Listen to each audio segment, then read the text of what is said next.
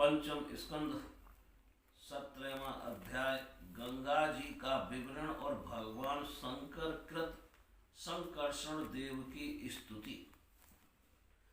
श्री सुखदेव जी कहते हैं, राजन, जब राजा बलि की यज्ञशाला में साक्षात यज्ञ मूर्ति भगवान विष्णु ने त्रिलोकी को नापने के लिए अपना पैर फैलाया, तब उनके बाएं पैर के अंगूठे के नक्श से ब्रह्मांड कथा का ऊपर का भाग फट गया।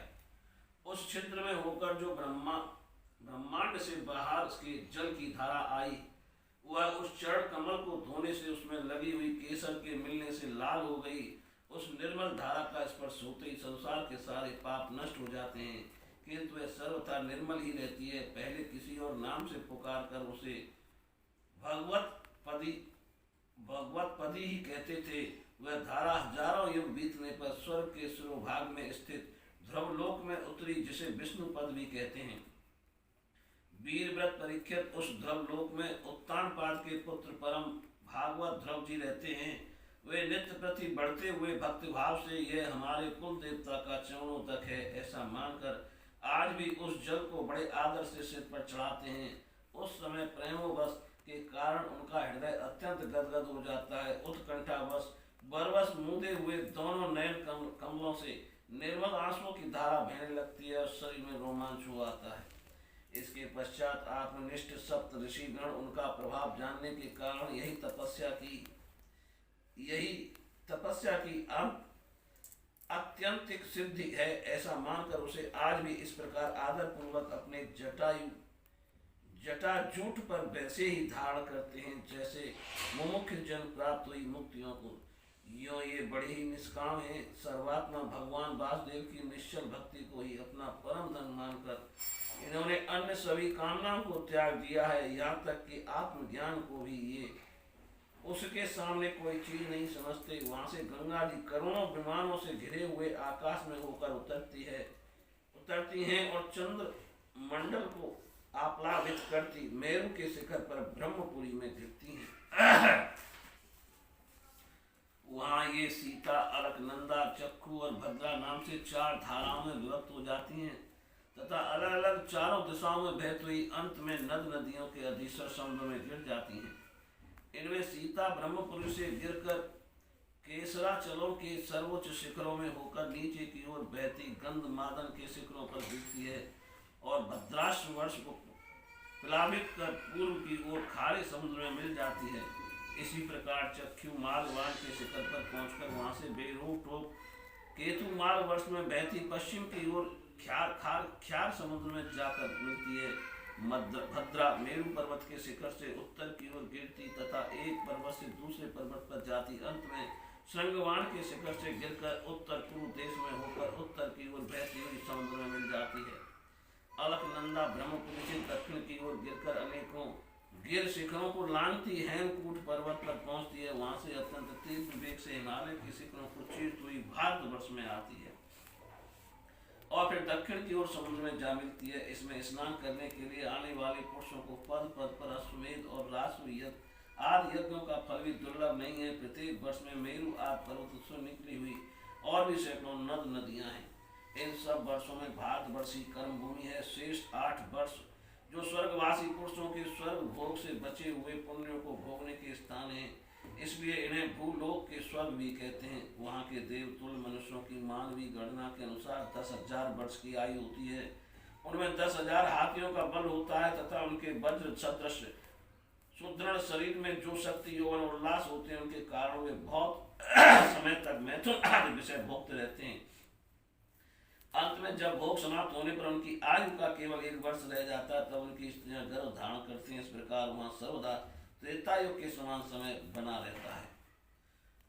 वहाँ ऐसे आश्रम भवन और वर्ष पर्वतों की घाटियां हैं जिनके सुंदर वन उपवन सभी ऋतुओं के फूलों से गुच्छे फल और नूतन पल्लवों की शोभा के भार से झुकी हुई डालियों और लताओं वाले वृक्षों से सुशोभित हैं। वहाँ निर्मल जल से भरे हुए ऐसे जलाशय भी हैं जिनमें तरह तरह के नूतन कमल खिले रहते हैं और उन कमलों की सुगंध से प्रमुदित होकर राजहंस, जलमुर्ग, कारंडव, सारस और चकवा आदि पक्षी तरह तरह की बोली बोलते तथा विभिन्न जाति के मत वाले घोड़े मधुर मधुर गुंजार करते रहते हैं।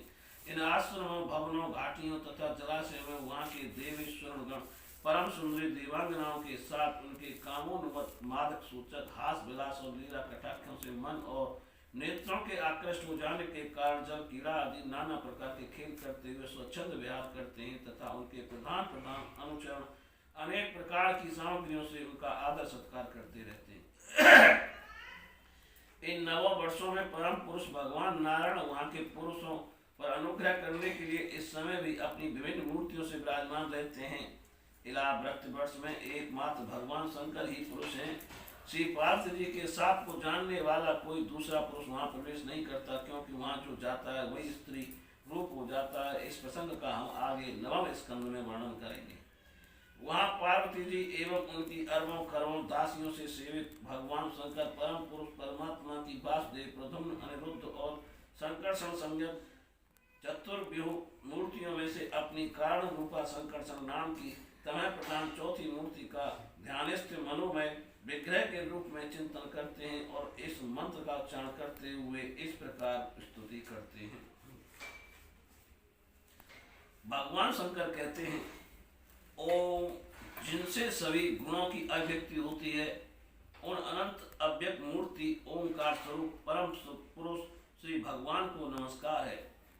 भजनीय प्रभु, आपके चरण कमल भक्तों को आश्रय देने वाले हैं तथा आप स्वयं संपूर्ण ऐश्वर्यों के परम आश्रय हैं। भक्तों के सामने आप अपना भूत भावन स्वरूप पूर्णतया प्रकट कर देते हैं तथा उन्हें संसार बंधन से भी मुक्त कर देते हैं, किंतु अभक्तों को उस बंधन में डालते रहते हैं। आप ही सर्वेश्वर हैं, मैं आपका भजन करता हूँ। प्रभु, हम लोग क्रोध के आवेग को नहीं जीत सके हैं तथा हमारी दृष्टि तत्काल पाप से लिप्त हो जाती है, परंतु आप तो संसार का नियमन करने के लिए निरंतर साक्षी रूप से उसके सारे व्यापारों को देखते रहते हैं, तथापि हमारी तरफ आपकी दृष्टि पर उन माइक विषयों तथा चित्त की वृत्तियों का नाम मात्र को भी प्रभाव नहीं पड़ता। ऐसी स्थिति में अपने मन को बस में करने की इच्छा वाला कौन पुरुष आपका आदर न करेगा।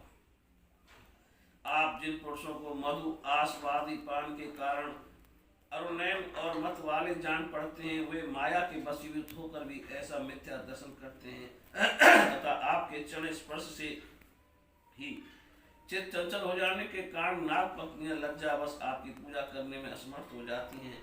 वेद मंत्र आपको जगत की उत्पत्ति, स्थिति और लय का कारण बताते हैं, परंतु आप स्वयं इन तीनों विकारों से रहित हैं, इसलिए आपको अनंत कहते हैं। आपके सहस्त्र मस्तकों पर यह भूमंडल सरसों के दाने के समान रखा हुआ है। आपको तो यह भी नहीं मालूम होता कि वह कहाँ स्थित है। जिनके उत्पन्न हुआ मैं अहंकार रूप अपने त्रिगुणमय तेज से देवता, इंद्रिय और भूतों की रचना करता हूँ। वे विज्ञान के आश्रय भगवान ब्रह्मा जी भी आपके ही महत्व संज्ञक प्रथम गुणमय स्वरूप हैं।